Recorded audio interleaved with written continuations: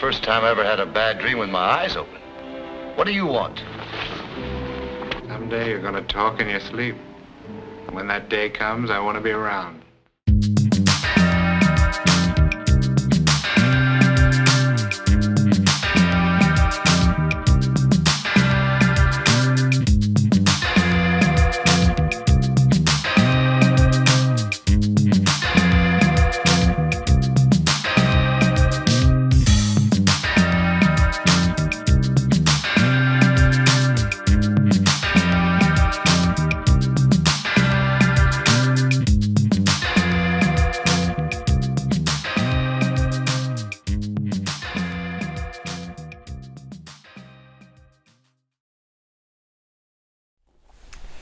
Hey gang, tonight we're going Film Noir.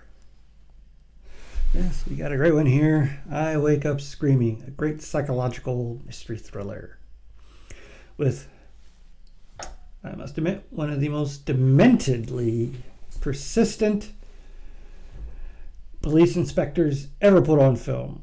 He's kind of a psychotic Columbo, really. And what a cast. You got Betty Grable, Victor Mature, Carol Landis, Elisha Cook Jr., Alan Mowbray, William Gargan, and as only he can play a demented Inspector Laird Krieger. The movie starts with the death of Vicki Lynn, who was a model. They, of course, pulled in her promoter, Frankie Christopher. And he tells how he met her as a waitress and decided on a lark and a bet that he's going to turn her into a celebrity. So he gets her dolled up, takes her to all the famous hotspots, gets his friend who is a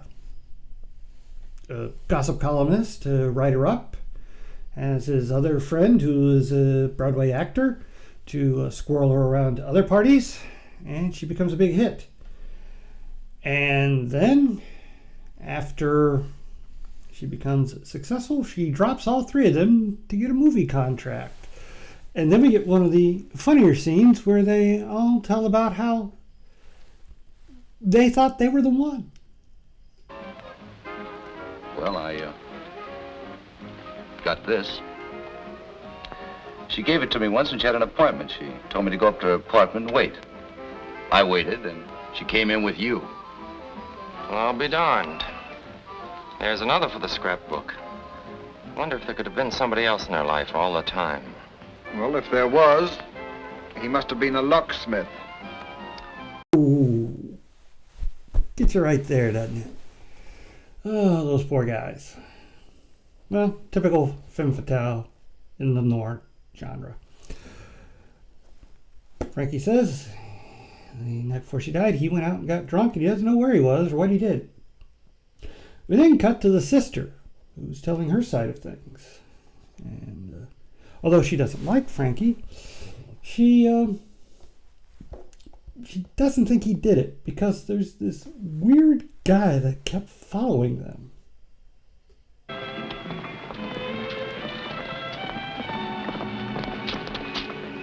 That's the one.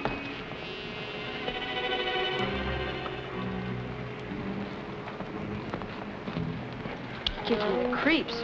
You'll have to get used to that. We've got more wolves in New York than they have in Siberia. I was insistent this must be the man that killed her sister. So they call in Inspector Cornell. Thanks.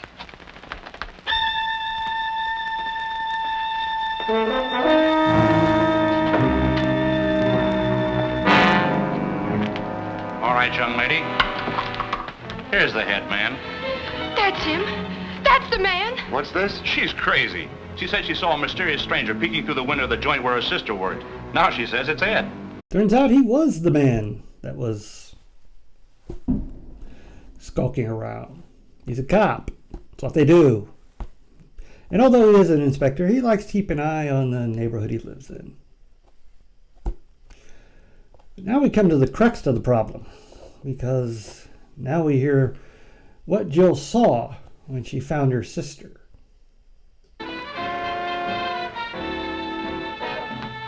Vicky!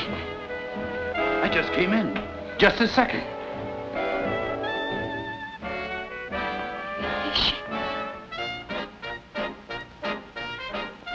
Jill, you don't think I did it, do you? You don't, do you? That's enough for Cornell, and he wants to book him right then and there. But the DA says to let him go and to concentrate on the switchboard operator at the apartment house they lived in. He's gone missing. Well, that doesn't pan out because he was visiting his parents. It's a good alibi. So suspicious. Well, so Cornell starts concentrating on Frankie again and just starts popping up to let him know how his investigation's going. Red butt crushed out in her clothes closet. There was also an evening slipper that had been stepped on as if somebody had waited there, hiding. Do you often smoke in clothes closets? Not since I was a kid. It happens to be your brand. According to the latest statistics, 10 million people smoke that brand. Cornell pulls in Frankie and, of course, the actor Roland to show them the screen test that Vicky made. And this is where we see that Cornell has a bit more of personal interest in this case. A silver moonbeam peeping through the trees, a bed of tulips nodding in the breeze, the look you give in answer to my pleas. These are the things I love. Oh, once I thought that life was just a winter thing. Was that not a creepy little look he gave to the screen right before he turned his attention to the suspects? Something going on there. Well, Frankie doesn't crack, but Roland does. And he breaks down in a panic. But turns out, at the time of the murder, he was at a sanitarium. He's an alcoholic, and he periodically goes to get dried out.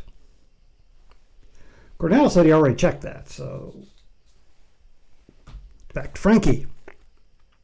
Next, the intrepid inspector puts a little pressure on Jill. You're in love with him, aren't you? No, I'm not. Yes, you are. Your sister knew it, and I know it. You're in love with him and trying to cover up his tracks, but it won't work. I'll get him with your help or without it. I've never been wrong yet. That man's guilty. If you know what's good for you, you'll play along with me. Get out of here. You keep telling yourself he's innocent, don't you? But you're not certain. That's what's driving you crazy. Dude, personal space.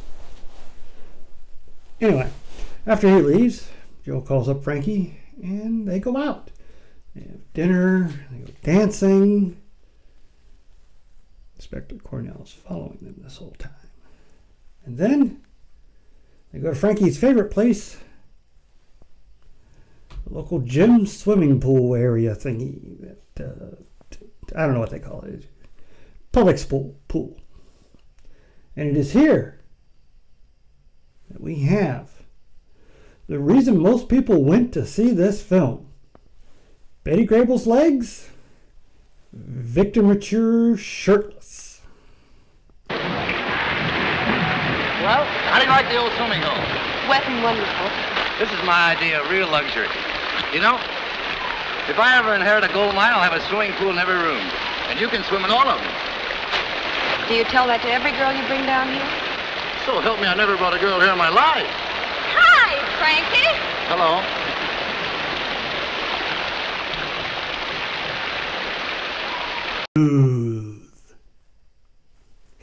Well, after he takes her home, Jill shows him a letter she had hidden that he wrote to Vicky before she died. Dear Vicky, after what you did last night, the sooner you're out of the way. Did I write that? It's your signature.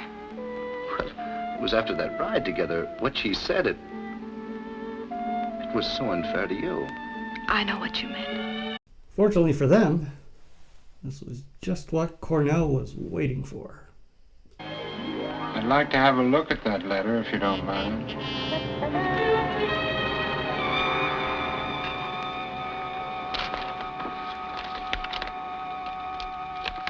Dear Vicky, after what you did last night, the sooner you're out of the way, the better. Nice of you to put in writing. All right, Murphy, you wait in the hall. And this is where Cornell makes his mistake. He hadn't counted on true love. The frame. That's what they all say. Murphy saw me take those knuckles from your bureau drawer. Jill, you don't believe all this stuff, do you? What does it matter what she believes? You're like a rat in a box without any holes. Well, they're going to make a hole for you, Mr. Handsome Harry. 6 by 3 filled with quicklime. Shouldn't have left her behind him. Well, she helps Frankie escape and then gets away herself. They're on the run. They figure they'll leave town and get married and set up shop somewhere else. Frankie goes to get some money from a bank under his real name, and Jill waits for him at the library, where unfortunately she is spotted and picked up. Frankie tries to exchange himself for Jill, but Cornell isn't interested. He'll get Frankie soon enough. Then he gets an idea. He releases Jill, knowing she'll eventually lead him to Frankie. And it is at her apartment she finds the first real clue to her sister's death.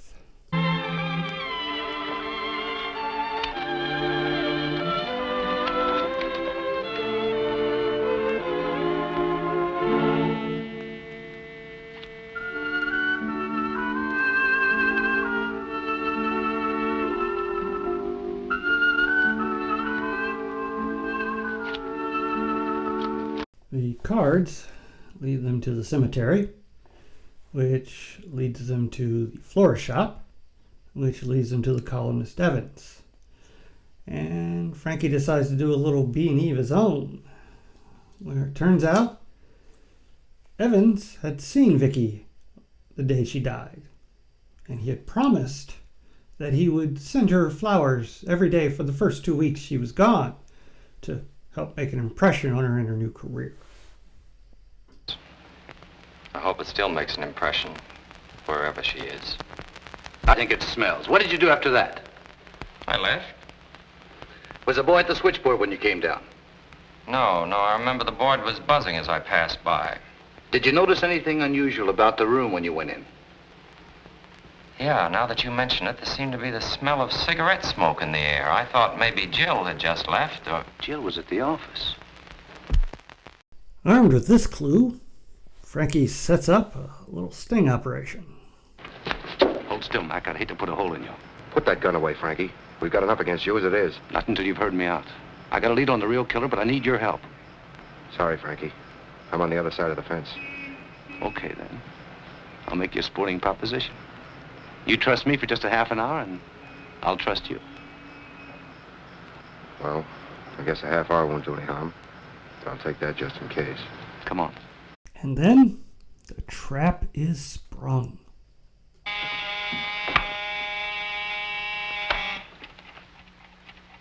Harry, this is Vicky. Why did you do it, Harry? Didn't you love me?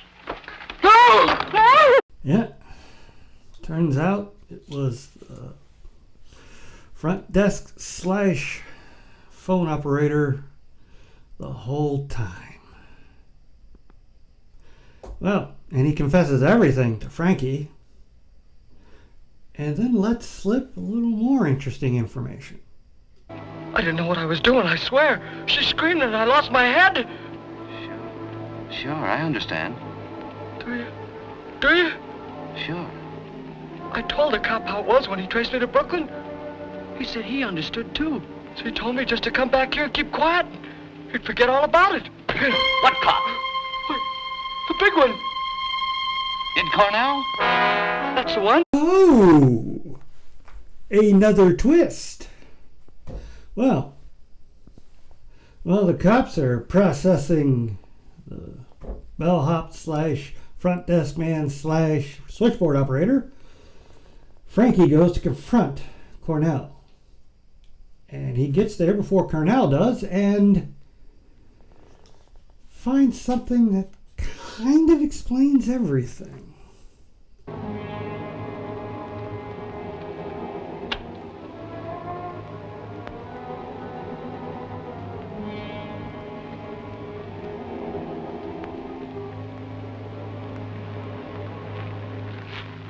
And then Cornell arrives and performs a ritual.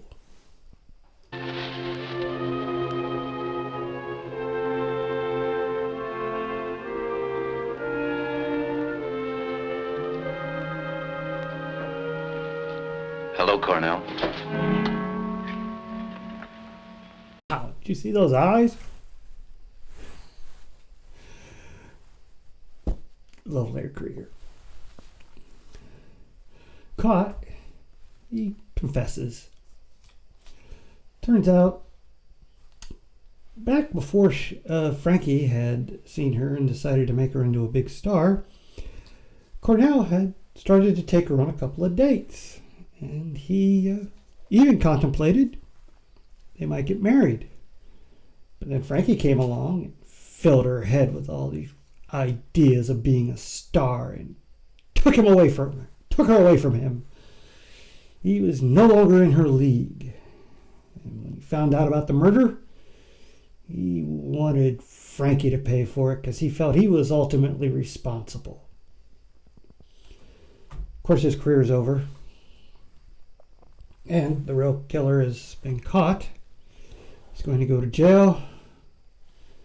But he pulled one last trick up his sleeve. Well, it's all over now, Cornell. You're going to be put away. Yeah, but not where you think. The guy who sold me this medicine told me it would cure everything. He OD'd on his medicine for pain. And Frankie and Joe go off to get married. Happy ending. Whew, what a great film. I mean, top-notch film noir. Great mystery. You're not really sure if the guy we're following did kill her or not. And Laird Krieger is just so menacing as this relentless force that's just constantly hounding Victor Mature.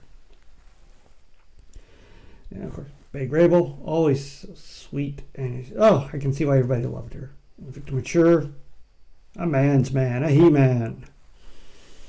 And you got great comedy from Alan Mowbray. And Elijah Cook Jr. is the actual killer. Boy, nobody plays off-kilter, smarmy guys like him. Smarmy? Mousy guys like him. Although he was really psychotic as the gunman in Maltese Falcon, but that's a different movie. I love this film. I love Laird Krieger. I mean, from this, he went to do Hangover Square and The Lodger. Before his unfortunate death due to a heart attack from a crash diet he went on because he wanted to get more romantic and better roles. Because he was a character actor. Because he was like 6'2", 6'3", and weighed like 300 pounds. And he lost too much weight too quick, and his body couldn't take the strain. So sad. He really, I think, going into the 40s would have been like a major, major horror star. Because he just plays psychotic so well. Well, that's all I've got for this one. Really good film. You should check it out if you get the chance. Please stay after for my favorite scene, and I'll see you next time.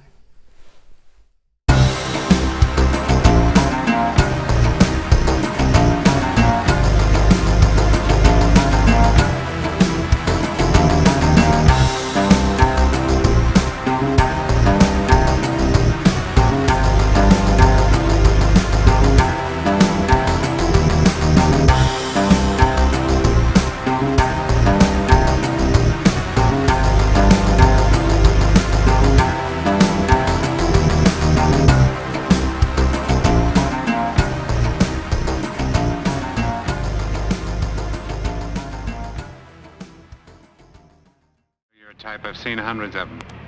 I don't scare you enough to make you commit suicide, but I worry you just the same. And when the day comes, they all act different.